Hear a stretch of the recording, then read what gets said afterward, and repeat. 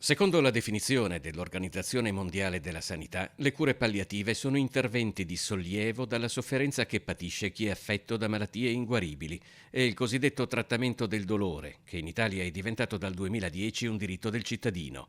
La sua applicazione in Veneto però ha diversi problemi e, sostiene il Partito Democratico, va migliorata. Da qui una nuova proposta di legge regionale a prima firma di Anna Maria Bigon. Noi non abbiamo assolutamente alcuna normativa che riguarda le cure palliative per i perinatali, per cui sarebbe la prima normativa, la prima legge in Italia che le norma, e questa è una cosa fondamentale. L'altro aspetto sono le case di riposo. Noi all'interno delle case di riposo non abbiamo assolutamente le cure palliative. Attualmente i posti letto per le cure palliative negli hospice del Veneto sono 236, ampiamente al di sotto dei 389 previsti come standard minimo da un decreto ministeriale del 2022 e ancora più sotto rispetto ai 424 programmati da una delibera della Giunta regionale nel 2025. Mi aspetto che anche parte della maggioranza o la maggioranza possa convergere sull'opportunità di questo testo sulle cure palliative. La convergenza auspicata da Giovanni Manildo diventa materia ancora più controversa se ci si sposta ad un tema profondamente correlato all'alleviamento delle sofferenze del malato terminale, la legge sul fine vita.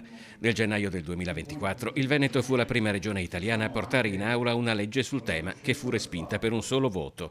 A settembre il Consiglio affronterà nuovamente la questione e il dibattito è già iniziato. Il patriarca di Venezia, Francesco Moraglia, ha definito inaccettabile una legge regionale sul fine vita. Legiferare sul fine vita, ha detto, non può essere la scappatoia per aprire a forme di suicidio medicalmente assistito. Le sue preoccupazioni sul piano inclinato penso che possano essere risolte nel momento in cui una legge nazionale, di cui sollecito e rendo molto importante il fatto che venga fatta, dichiari con chiarezza quali sono le condizioni, quali sono i termini per il fine vita. La posizione di Manildo è simile a quella espressa dal presidente del Consiglio regionale Luca Zaia in una lettera aperta a Monsignor Moraglia. Il suicidio medicalmente assistito è già previsto entro condizioni tassative dalla sentenza numero 242 del 2019 della Corte Costituzionale.